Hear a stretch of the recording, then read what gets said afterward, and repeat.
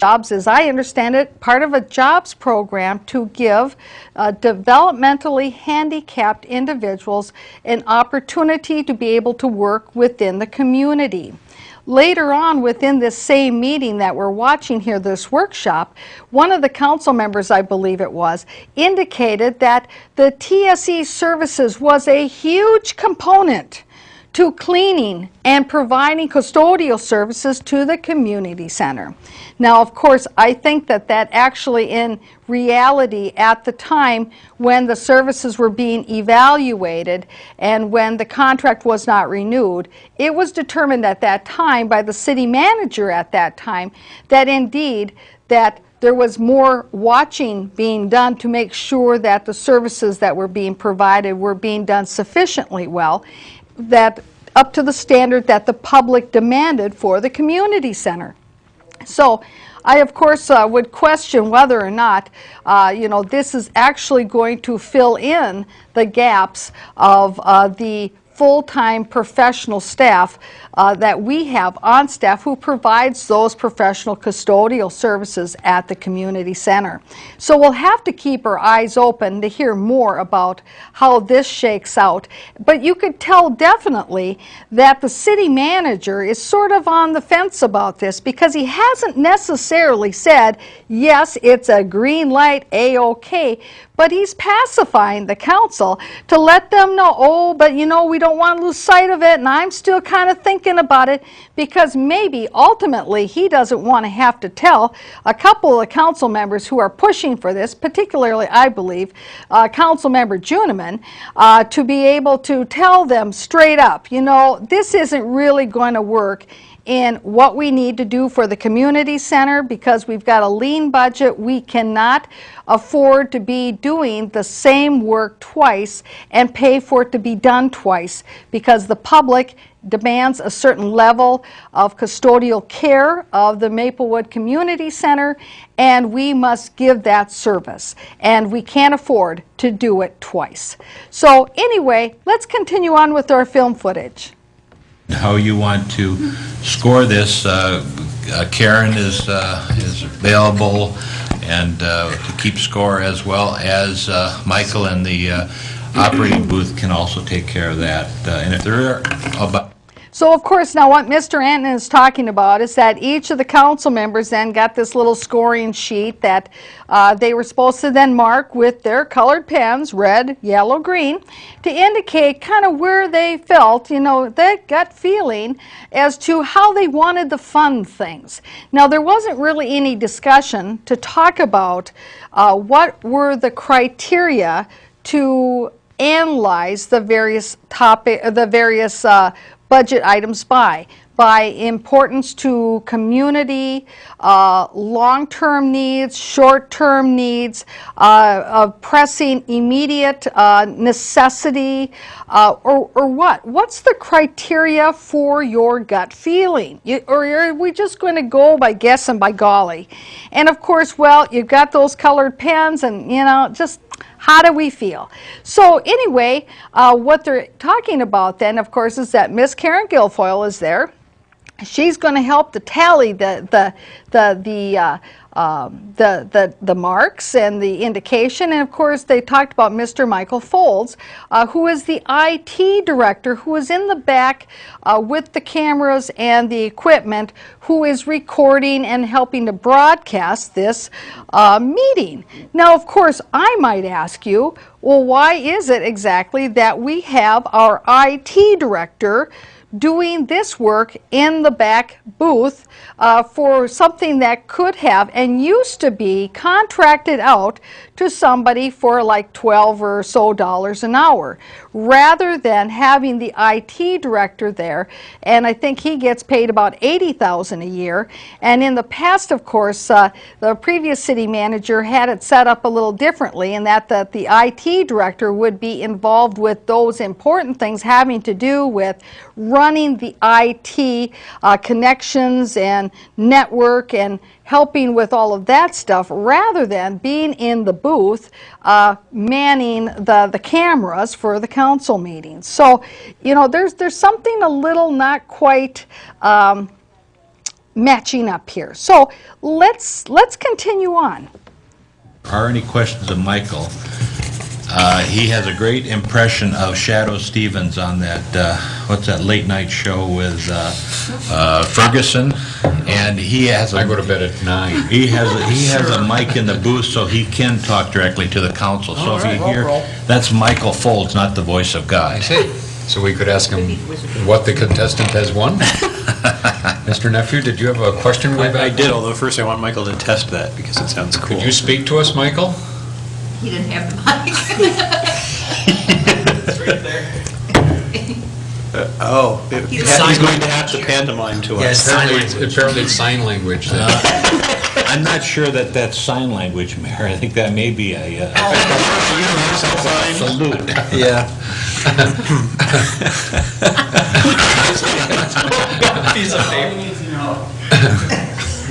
Green. Now, where's your mic, Michael? I take exception to that. So the actual question I had was, So of course, what was all that about? Okay, we have the IT director who's making probably approximately $80,000 a year. I don't know, plus or so benefits. And we've got the sound, the audio, where we can't quite get it quite right because you know what? The trim is too high. The sound, it doesn't come out right because, well, folks who work in the audio business know that you have to have your settings on your equipment set right so that you don't get all that bleed over like they get. And certainly the IT director, I would think, would know that. And so you need to adjust that trim a little bit. And of course, when we've got, you know, everybody laughing and giggling up there, and yet we're talking about whether or not we are going to have to ask for a referendum again in 2013 because we got serious budget issues and they're busy talking and chit-chatting about, oh gee, let's see if the microphone's hooked up. I don't know. Is this a comedy? Is this a circus? Or is this just local government? I don't know. I'll let you decide. But let's continue on and hear what Council Member Nephew's question is. so is this just going to be kind of a preliminary ranking process with Right. the dots? What would you do if you said, I would like to put some funding towards something but not to the requested amount? Would that be a yellow or would that be a green or a half green or? That would also be why the line is right after the dollar amount. So that say you're willing to contribute $20,000 to Michael's shared employee, that we'd put in the $20,000. Also, that brings a point of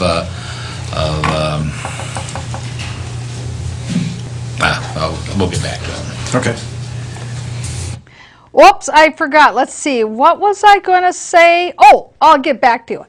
Now, here's an interesting thing is that, of course, at the workshops are work sessions where you're supposed to be just kind of discussing things, talking about things, but you're not actually taking any kind of action, that you're not actually giving staff any really particular direction, because you see, that is supposed to be done at a council meeting where it's been posted that you're going to be passing a resolution and that you're going to be taking action. And this is the way it's been in Maplewood since a very, very long time. That workshops are not a place to take action or give council direction to staff. However, I ask you this. Now, if you have the council members all with their little tally sheets, all indicating how they feel that something should be done, and then you collate all that information together, and then they start talking about what the results of that collation is that, in essence, a vote? Now, of course, you're not supposed to be voting at the workshop. That's been the Maplewood City Council policy forever. But is this really a constructive vote of the council? They maybe didn't say, I make a motion, and say, okay, let's second that and let's take a vote. But in essence, they are taking a vote, aren't they? They are giving the staff and the city manager direction on what they want to do or what they think they should do. I think we're in a new direction here. And citizens have to start watching the workshops, because if the workshops are going to be conducted such as this, in this manner, it means that there are decisions being made at the workshop that if you weren't watching the workshop, you wouldn't know that those decisions had been made. And certainly if you hadn't have watched this workshop, you probably wouldn't have known that they're looking at having another referendum in the year 2013, and that they're going to spend the time between now and 2013 promoting it, trying to get you to go ahead and say, yep, I guess we got to go with it. So let's continue on with our film footage.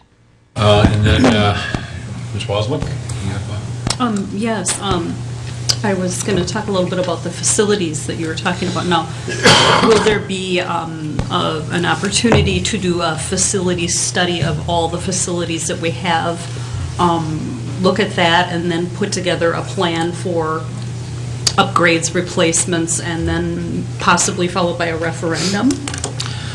Yeah, I think that's kind of the general idea, although we do have the capital improvements plan and this type of thing, but I think we need to specialize it, and I think we need to highlight it more than just an ordinary capital improvements plan, but that we, you know, it's like the roof on your house, you know.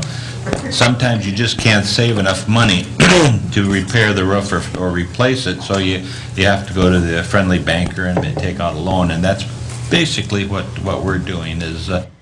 Now, of course, as we mentioned in a previous program, when Ms. Karen Guilfoyle was busy talking to, I believe, the Parks Commission and asking them to talk to the council about how important it was to have some of these repairs and capital improvements done to the Maplewood Community Center, we had indicated that she didn't bring along with her a copy of the document that has already been completed by Mr. Larry Farr a couple years ago when I was mayor, which indicated which items were needed to be repaired, short-term, long-term, looking to the future, and also the projected costs of those. And so that idea that Council Member Julie Waslick is talking about, let's do some kind of a evaluation or have some listing of everything that needs to be done to all of our facilities. Well, you know what? That has already been done. That was done by Mr. Larry Farr under the time when Mr. Copeland was the city manager, and so that would have been, let's see, in about 2007. So basically what they could do is that they could just dust off that little plan, take a look at it, and then revise it, and that's how easy that would be. And yet it seems like they totally want to ignore and forget that that was done. Now, granted, Mr. Antonin was not the city manager back then, and he may not be that familiar with the fact that Larry Farr, our facilities manager of the city facilities and all the buildings and stuff, that he had done that study and already put together that information for the council. Mr. Antonin may not be familiar with that. But certainly, Mr. Rossbach and Ms. Juniman were on the council and were given copies of it. And so they should have copies in their file. I know I have a copy of it in my files, and I'm certain that the city has a copy of it in their files. Take that out, dust it off, and go ahead and update it, and that will give you the information that you need. So let's continue on and see where they take us. Okay, let's get the sound up. Times to put that money aside. Or you hope for hail damage. Yeah, right. Yeah, a tornado or something like that. No. Thank you. No. Hugo had the tornado. So here we are. Okay, so they're not sure what it is we're going to have to do because they didn't dust off their list. All they know is that they maybe don't have any money to take care of it, although they're not really sure how much they need. And then, well, their second backup plan to a referendum is